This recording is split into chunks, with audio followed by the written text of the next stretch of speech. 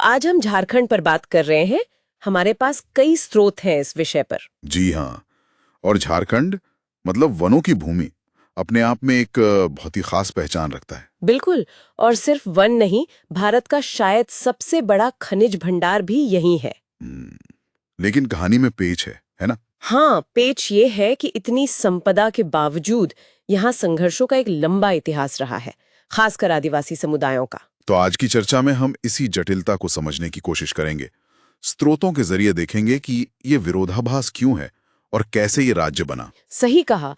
मतलब कैसे ये क्षेत्र जो पहले वनांचल भी कहलाता था, एक लंबे संघर्ष के बाद भारत का 28वां राज्य बना।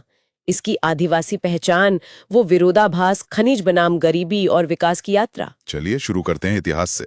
स्रोत बताते हैं कि प्राचीन काल से ही यहाँ कई आदिवासी समुदाय बसे हैं। संथाल, मुंडा, हो, उरांव। हाँ, ये इनकी जड़ें बहुत गहरी हैं। लेकिन फिर ब्रिटिश काल आया और चीजें बदली।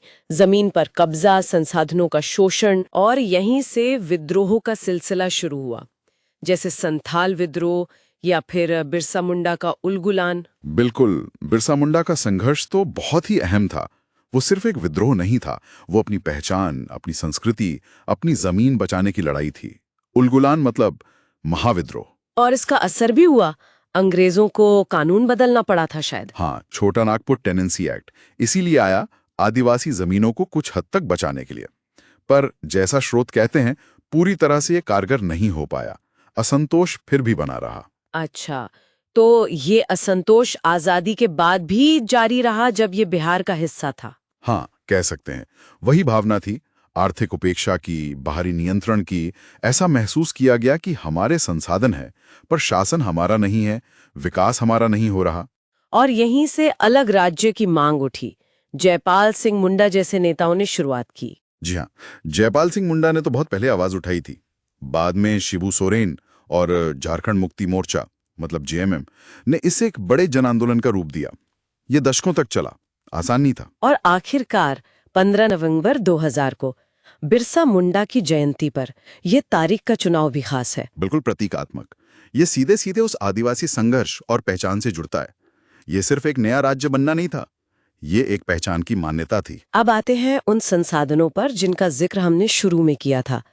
भारत का लगभग 40% खनिज, कोयला, लोहा, यूरेनियम, तांबा, अभ्रक, क्या नहीं है। हाँ, लिस्ट बहुत लंबी है। और इसी के दम पर जमशेदपुर, बोकारो, धनबाद जैसे बड़े औद्योगिक शहर बने। स्टील, बिजली, हेवी मशीनरी इंडस्ट्रीज। लेकिन यहीं पर वो विरोधाभास फिर से सिर उठाता है।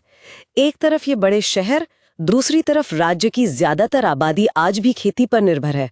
ऐसा क्यों? स्रोत यही बताते हैं कि औद्योगिक विकास का लाभ बहुत सीमित रहा। वो कुछ इलाकों तक ही सिमट कर रह गया।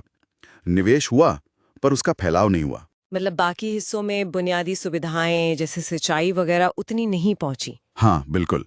ज्यादातर लोग गुजारे लायक खेती पर ही निर्भर हैं। और साथ में ये भी है कि यहाँ घने जंगल हैं, साल और बांस के। जैव विविधता भी खूब है। ये भी झारखंड की पहचान है, पर इनके प्रबंधन की अपनी चुनौतियां हैं। और इन सब के बीच 32 अलग अलग आदिवासी समुदाय, उनकी अपनी भाषाएं, कला, नृत्य, त्योहार जैसे सरहुल, कर्मा। ये तो बहुत बड़ी सांस्कृतिक धरोहर है। निश्चित रूप से ये विविधता ही झारखंड की जान है। लेकिन हमें वर्तमान चुनौतियों को भी देखना होगा।